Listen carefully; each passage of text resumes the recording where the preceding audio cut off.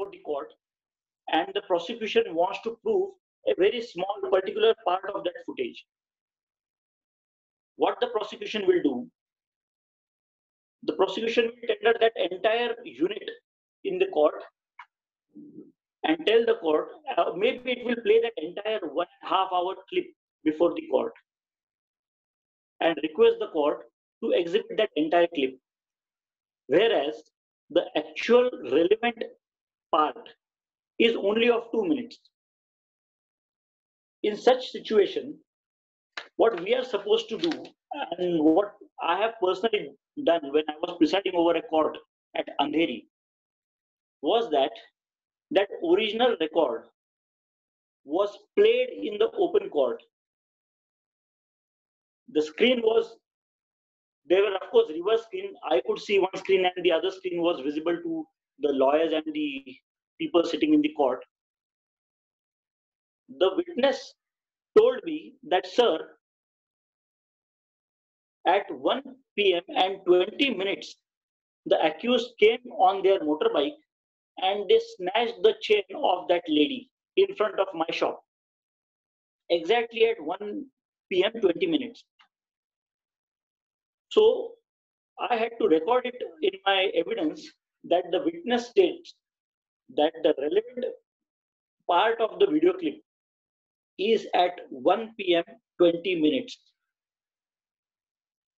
And therefore, the video is being forwarded to that minute and that second. The video was literally taken to 1 p.m. 20 minutes and it was played. The witness watched that entire video clip and he admitted, he stated that yes, this incident took place in my presence. I was standing outside my shop. I watched these accused snatch the chain of that lady, and the same scene has been captured in this video clip, and it is the same clip. And it runs from 1 p.m. 20 minutes to 1 p.m. 21 minutes, only 1 minute clip. So then, this entire narration of the witness is recorded, that the witness stated that this happened in his presence and the same scene has been captured in this CCTV, and that it runs from 1 minute 20 p.m. 20 minutes to 1 hour 21 minutes. And therefore, this portion of 1 p.m. 20 minutes to 1 p.m. 21 minutes is hereby marked as exhibit. And that 1 minute of that entire 1.5 hour clip, that 1 minute is segregated and it is marked as exhibit, like what we do in voluminous records. Whenever we call official documents or maybe registers from offices, we take those registers, only the relevant entry of that register is shown to the witness and only that relevant extract is marked exhibit. If it is a public document or maybe coming from a government office, we return it and its copy is kept on record. So similarly, this electronic record, this video clip was marked as an exhibit by playing the original in the court hall. Question is very often raised that how do we prove an email? Right, I have received an email from the accused asking for ransom and I want to prove it. So what I'm supposed to do here is follow the decision in the case of Abdul Rahman Kunj versus State of West Bengal, 2014.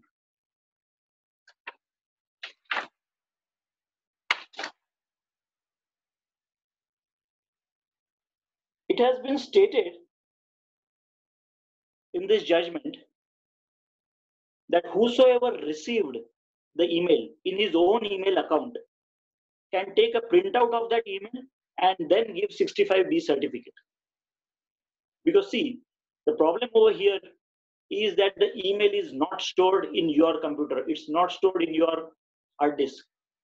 It is with the service provider. the custody is not with you, but still you have been allowed to give 65B certificate. The reason probably behind it is that you have access to that data and your access is exclusive. Nobody else can access that data because the password lies with you. It is your account. You have control over that account, and the information can be retrieved only by you by using that password. So with this analogy, even the person who is recipient of the email is allowed to take a printout of that email and produce it along with Section 65B certificate. Now, there are some other precautions which we need to take while proving this email. What can be done is, of course, there can always be an allegation that this printout is not an exact printout and it must have been tried and manipulated and then printed.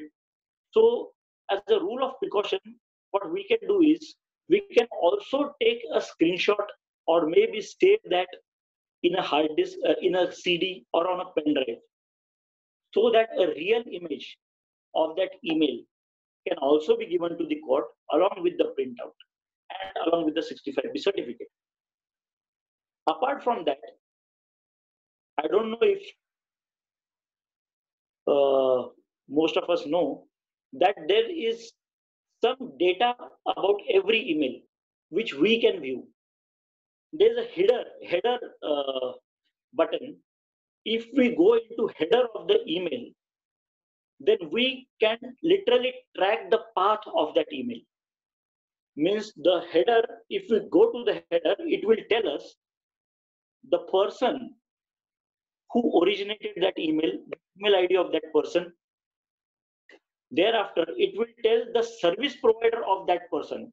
Suppose that other person has sent the email using Hotmail, then it will show that the email has come from Hotmail service provider, along with the email address of that sender.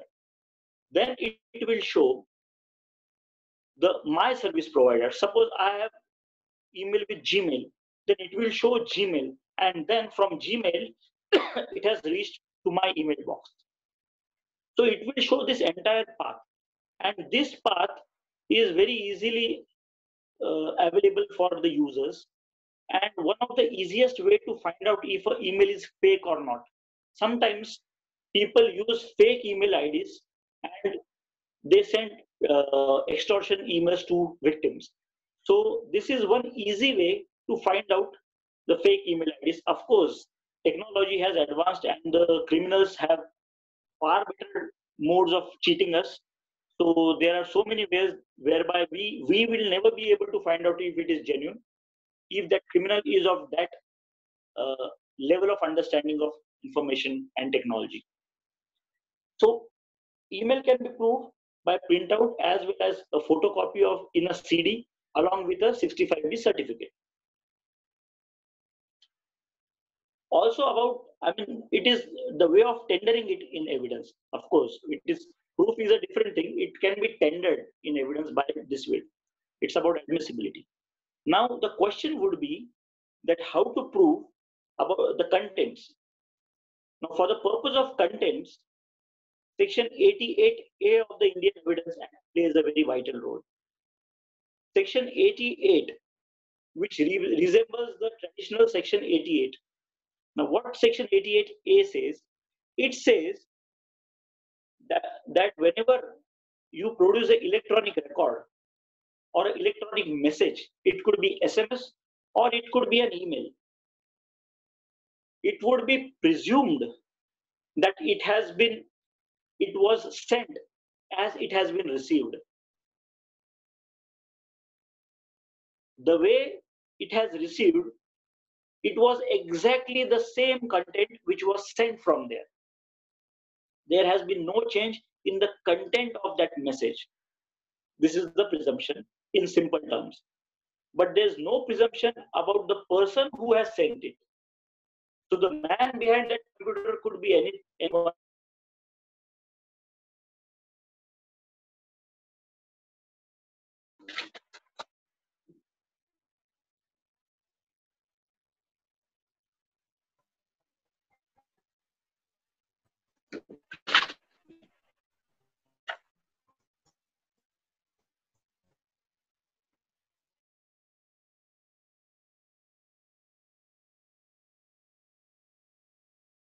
According to the according to chapter maybe 25 of the criminal manual of Bombay High Court, parties were required to have a transcript of that record. So witnesses would literally hear that record, they will play it, and then whatever they hear, they will reduce it into writing, and then they will produce that written panchrama along with that tape recorded to the court, and the court will look into that memorandum. This was the procedure which used to be followed earlier. But presently, we need not follow any such procedure, even though it is still there in the criminal manual, because now with the the case law that transcript has to be produced was in 1964 in the case of Yusuf Ali Ismail Nagre versus State of Maharashtra, AIR 1964, page number 147. The Supreme Court had observed that this tape record is prone to tampering, and therefore it should be proved through a competent witness. And hence this panchrama used to be drawn. But it was in 1964, and today we are almost 56 years ahead. Technology has advanced to a great extent. And now electronic data is very safe and it is capable of being preserved. Apart from that, now we have provisions in law which enable us to do that. In 1964, tape record was not treated as a document. But today, tape record or any other electronic record for that matter is being treated as a document and has been included in the definition of document. So it can be tendered in evidence as a document and according to section 65B. There's no other requirement for that matter.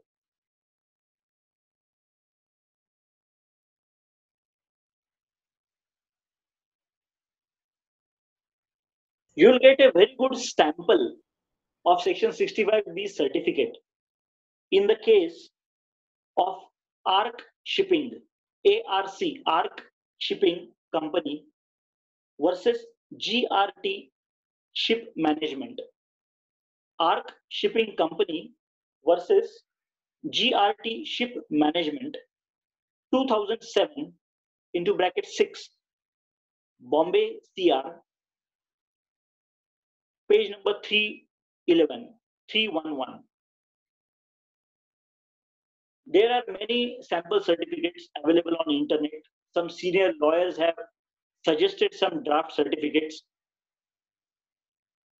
But this being from a case law, it is always advisable to look into such certificates.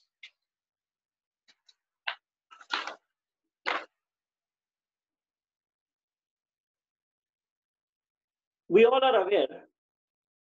Please tell me when I have to stop. Otherwise, I can just go on with the case laws. Okay. So we all are aware that as a matter of practice, whatever documents are filed by the prosecution along with the charge sheet, copies of those documents are to be provided to the accused, be it a traditional document or be it electronic evidence. Now, in the cases in which electronic evidence is filed, courts have to suggest or copies of those electronic documents to the other party. But it is not necessary to do the same in case of sexual offenses matters. The cases which have video clips, those documents, copies of such video clips need not be given to the accused. What you can do at the most is you can ask the accused to view that footage for his knowledge so that he can raise a proper defense. The accused can be allowed to view that footage, but he cannot be allowed to copy it forever. This decision has been delivered by the Honorable Supreme Court in the case of Fatima Riswana, Fatima Riswana versus State, AIR 2005, Supreme Court, page number 712, Sache Bara.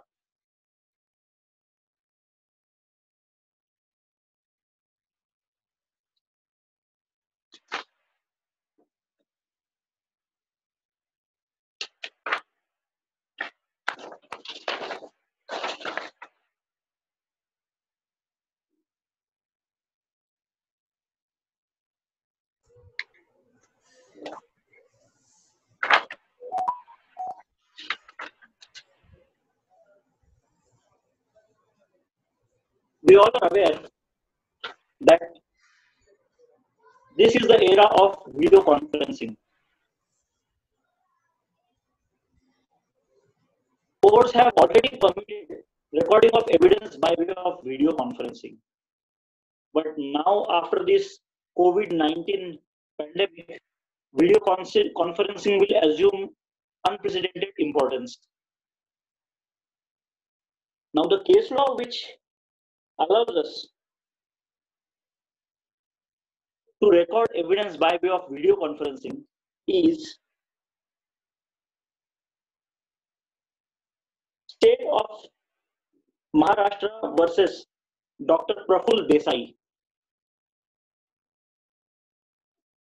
AIR 2003, Supreme Court 2053.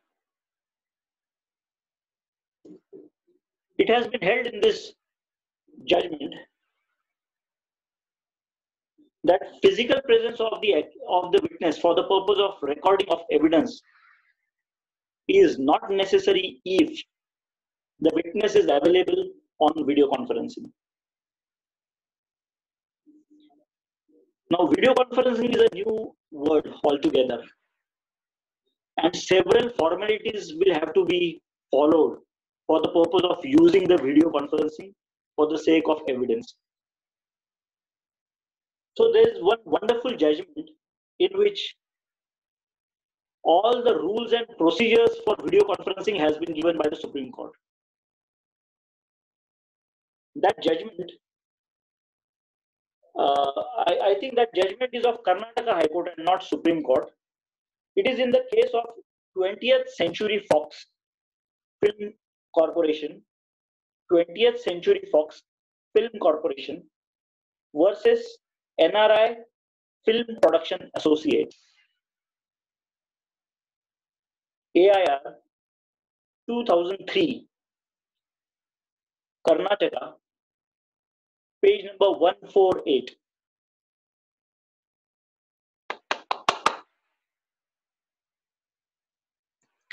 So the court has laid down several procedures which can be followed while recording evidence by way of video conferencing. I have been informed that very recently, like say 8 or 10 days ago, the Honorable Supreme Court has framed its own rules for the purpose of recording evidence by way of video conferencing. And those rules have been accepted and adopted by a few high courts.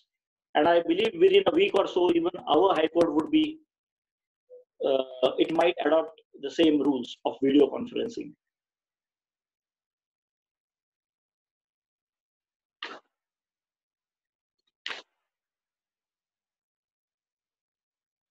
Yes. Any questions, please? Hello. I hope I've made myself clear on the topics which I tried to discuss with you. नमस्कार, धन्यवाद sir. यानंतर आपल्या chat मध्ये बरेच प्रश्न आलेले आहेत. मी आपले कोऑर्डिनेटर गोपीजी तिडके यांना विनंती करतो की त्यांनी काही प्रश्न या ठिकाणी सविस्तरपणे घ्यावे. गोपीजी Tidke. Good evening. With Yes, your please. permission, sir. The first question, Amit Lohia is asking whether documents once exhibited can be later de-exhibited.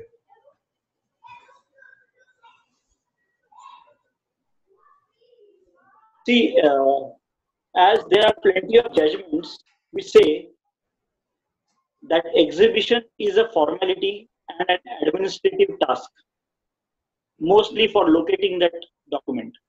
If the document has probative value, if it is admissible, if it has been admitted as per law, then it will be relied on by the court whether or not it has been exhibited. Courts have relied on documents which were never exhibited but tendered in evidence. Those documents were put to the witness. Evidence was recorded with respect to those documents, but for some reason the documents could not be exhibited. Such documents are being relied. The same way, any document which has been exhibited but it is found to be inadmissible at a later stage, the judge can clearly discard that document. Further, Aditya Salve is asking, distinguish between article and document.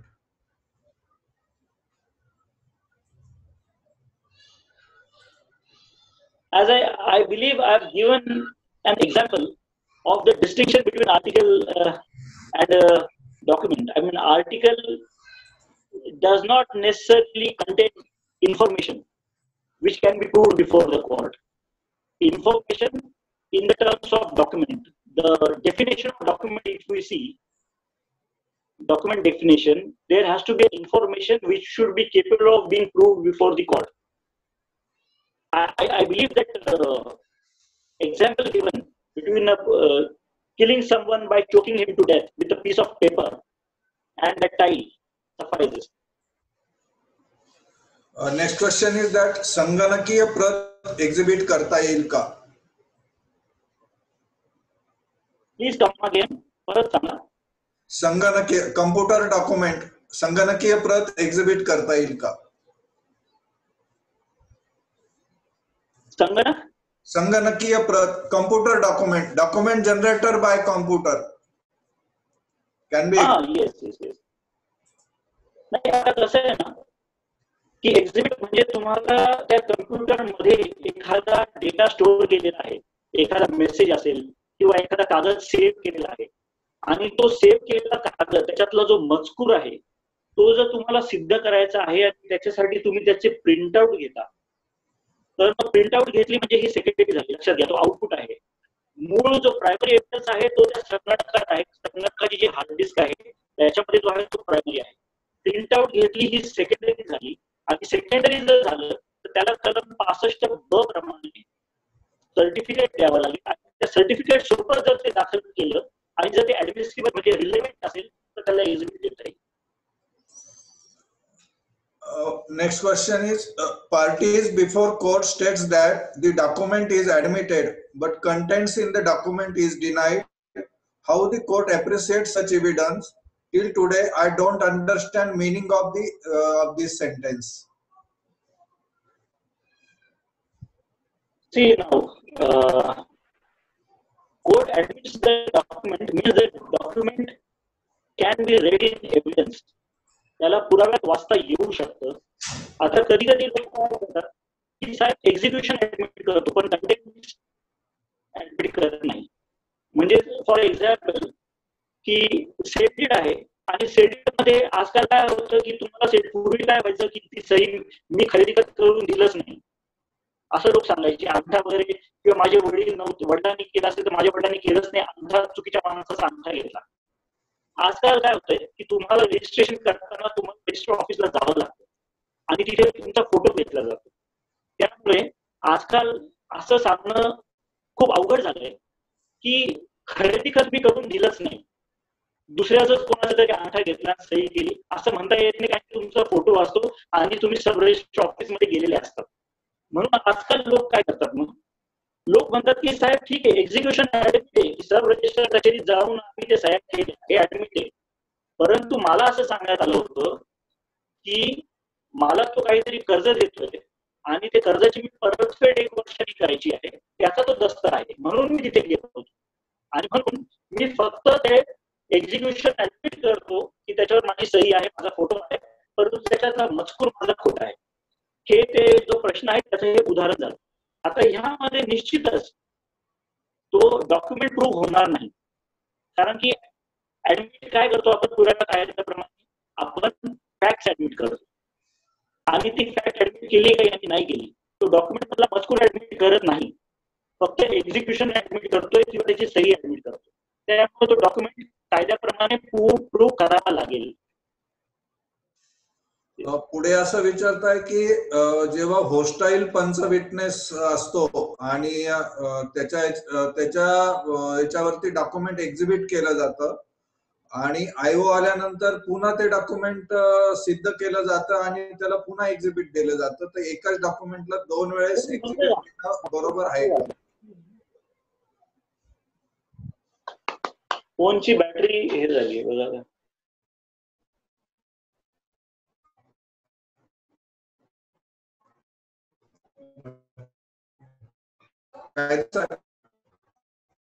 Sir, some technical problem, please look up.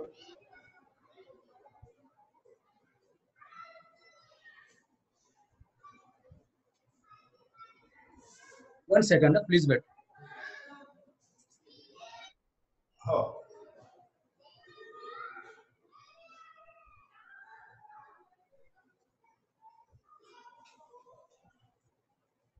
I'm sorry, the phone which I was using, the battery drained. Yes, tell me, please. Okay. Sir, प्रश्न त्यांनी असा विचारलाय की होस्टाईल पंच आल्या, होस्टाईल पंचाच्या मे आहे sir? हा, yes yes, विचारा. होस्टाईल पंचाच्या साक्षीनंतर डॉक्युमेंटला exhibit दिलं जातं आणि त्यानंतर जेव्हा आयओ पुन्हा साक्षीसाठी आयओ जेव्हा साक्षीसाठी येतात त्यावेळेस त्या दस्ताला दुसऱ्यांदा एक्झिबिट केलं जातं. म्हणजे एकच डॉक्युमेंट दोनदा एक्झिबिट करणं योग्य आहे का? अजिबात नाही. आणि मला फ्रँकली स्पीकिंग असं फारसं काही कधी बघण्यात पण आलेलं नाही की पहिले एकाकडनं एक्झिबिट झाला आणि नंतर चांगला विटनेस आला, त्यांनी सपोर्ट केला म्हणून त्याला नवीन एक्झिबिट दिला. जो एक्झिबिट दिलेला आहे तोच वापरता येऊ शकतो पुढे, त्याच्यामुळे दुसऱ्यांदा एक्झिबिट द्यायची गरज नाही. आणि जर असं होत असेल तर मग माझ्या मते ते चुकीचं आहे. पुढचा प्रश्न आहे, is audio recording admissible? What is the procedure?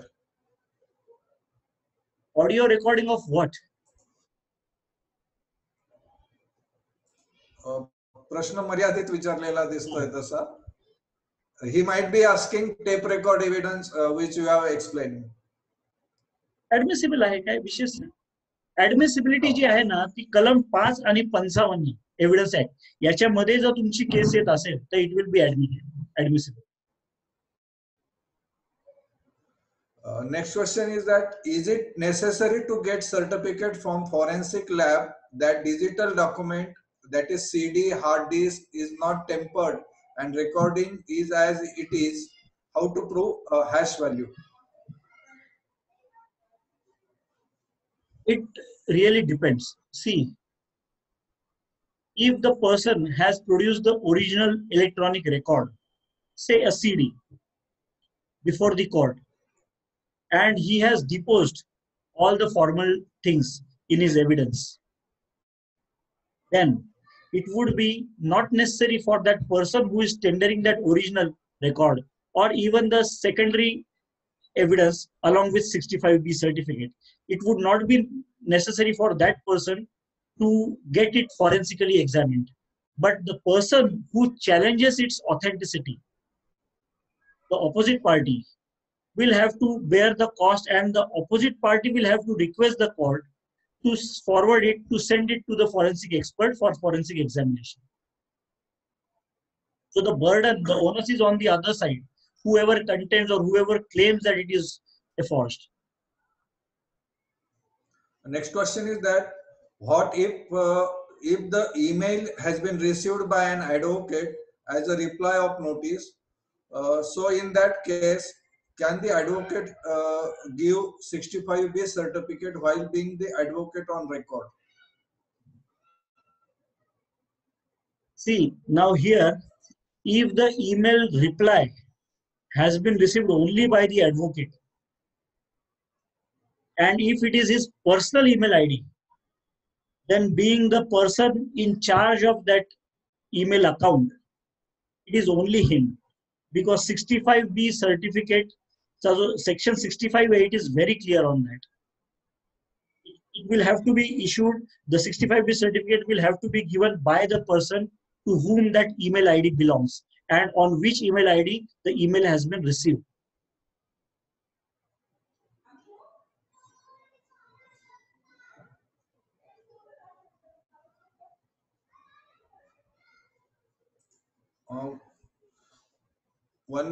There is another question. Supreme Court has, in case of State of Karnataka versus M.R. Hiremat, held that failure to produce certificate under Section 65B Evidence Act, along with the charge sheet, not fatal to the prosecution. Now, how we go for 65B?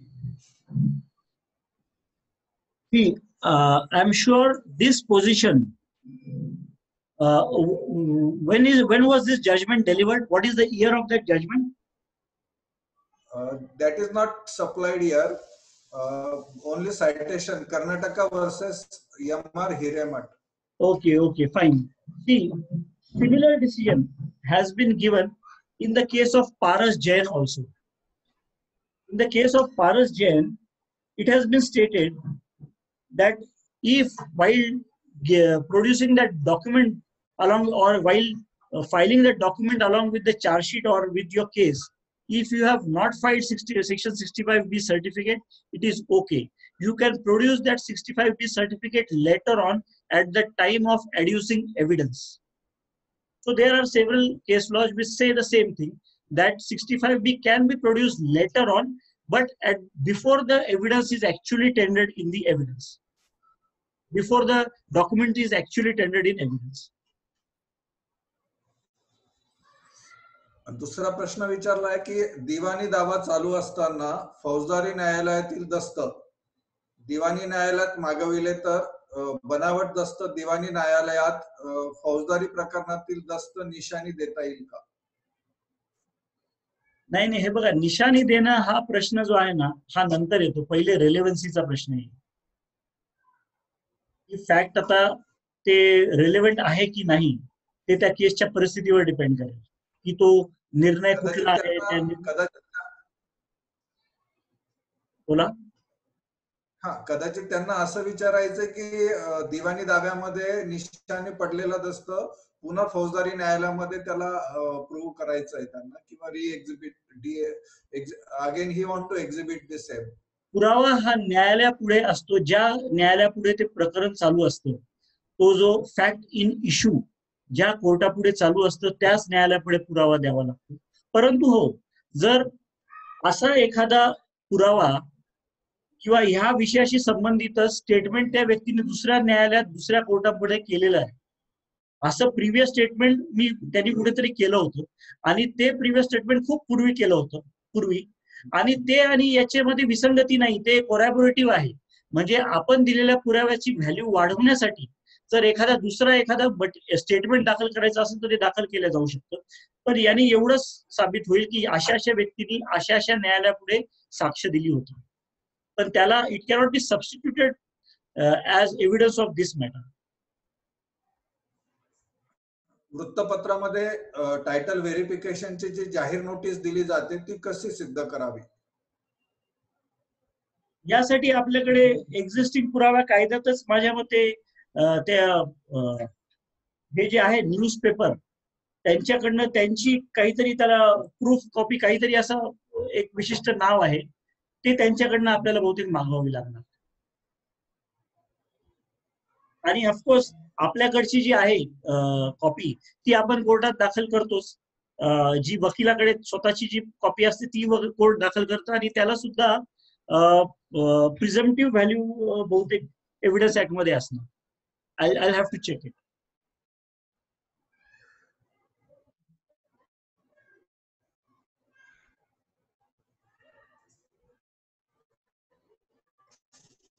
Yes.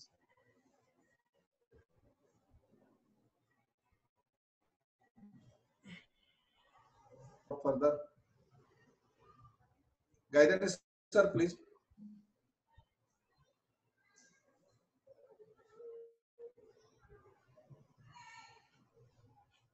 हा sir, प्रश्न विचारून झालेत का? हो, संपलेत का? Okay. बरेचसे प्रश्न सरांनी अगोदर एक्सप्लेन केलेले आहेत, त्यामुळे ते आता तसे अनावश्यक आहे. 65B वरती सरांनी एलॅबोरेटली क्लेरिफाय केलेलं आहे. आम्ही चार्ट बघून घेतो 2 मिनिटं. हो, हो.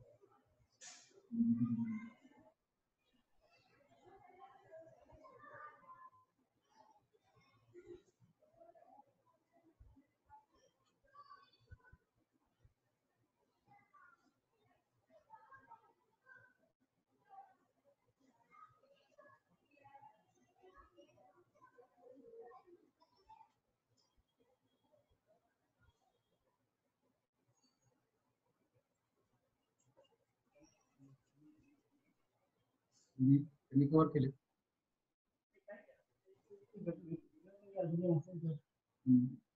काही असेल तर विचारावं त्यात गोपीजी.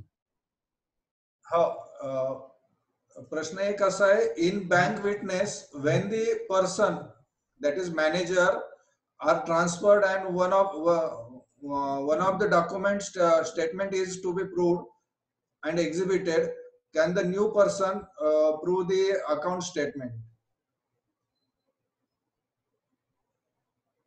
See, whoever is in charge of the system at that point of time must have certified about the condition of storage of that data in that particular device. त्यामुळे त्या पॉइंट ऑफ टाइमला कोण कोण इन्चार्ज आहे त्यांचं आपण त्यावेळेस ते सर्टिफिकेट घेतलं पाहिजे. Unless of further course, one, yes. If both parties ask questions on various documents in arbitration proceedings without such document being marked, whether such documents are admitted in evidence. See, as I said, if you are allowed to put that document on record, if you are allowed to ask the witness questions on that document, and if those answers are taken on record, then it is in a way already admitted, no? So even if you mark it exhibit or you don't mark it exhibit, would not matter. तुम्ही त्याला तुमच्या क्रियेने जर त्याच्यावर rely राहिलं, त्याला पुराव्यात सामील केलं, तर तो तुम्ही त्याच्यावर डिपेंड राहिलात, तुम्ही ऍडमिट केलाय, त्याच्यामुळे एक्झिबिशन ही फॉर्मॅलिटी राहते. Can a plaintiff be confronted by defendant document when plaintiff is in witness box? Confront तर कोणीही कोणाला करू शकतो. डॉक्युमेंट कॉन्फ्रंट करण्यात काहीच अर्थ नाही. Documents can be confronted. Mobile phone's call recording audio is whether it is admissible in evidence. Yes, call recording audio clip ना, म्हणजे फोनवर जे आपण बोलतो. Yes, of course it is admissible in evidence, and it can be tendered in the court by submitting the original mobile phone, or it can be copied in a CD or maybe pen drive and filed along with 65B certificate. What is the procedure when original sale deed is lost? How to prove it? See, आपल्याला section 65 आहे, 65B. It takes care of proving those documents by secondary evidence, the original of which is lost.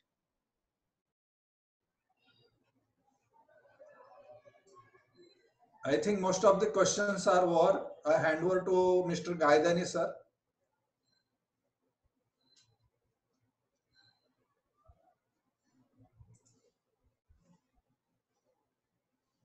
नमस्कार. आज विवेक गव्हाणे सरांनी या ठिकाणी माझ्या मते सर्वच प्रश्नांची अतिशय सविस्तर आणि सखोलपणे या ठिकाणी उत्तरं दिलेली आहेत.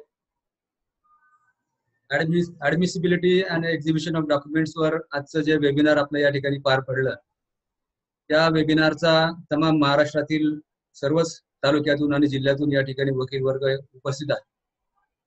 त्या सर्वांना या ठिकाणी त्याचा नक्कीच फायदा झाला असेल असं मी या ठिकाणी मानतो. आणि त्यांनी जे आपल्याला अतिशय सोप्या भाषेमध्ये दस्त कसा प्रूव्ह करावा हे या ठिकाणी समजून सांगितलं. आणि ही एक सर्वच वकिलांची एक अडचण असते की दस्त एक्झिबिट दिला म्हणजे तो पुराव्यात सिद्ध झाला किंवा नाही झाला.